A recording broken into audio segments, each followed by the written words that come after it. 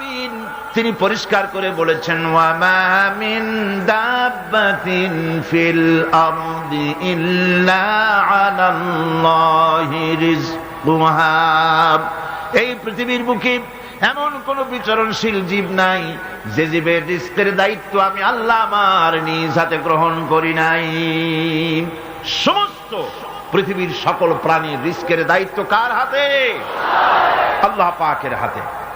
এই পৃথিবীতে বহু প্রাণী আছে, এই পৃথিবীতে অনেক প্রাণী আছে যেই প্রাণীগুলি তাদের কোনো ব্যাংক ব্যালেন্স নাই, এক জায়গায় কোনো কিছু জমা করে রাখে না, অথচ তারা না খেয়েও মরে না। শকুন বলেন, শিয়াল বলেন, কুমির বলেন, কারো ব্যাংকে কোনো জমা নাই কোনো খাদ্য খাবার। সকাল বেলায় তারা খালি পেটে বের হয়ে যায়, আর বিকেল বেলায় রব্বুল আলামিন তাদের সকলকে পেট ভরে তাদের আপন আপন বাসায় ফিরাইয়া দেন। রিজকের মালিক আল্লাহ রব্বুল আলামিন। সেই জন্য পৃথিবীতে যারা নাকি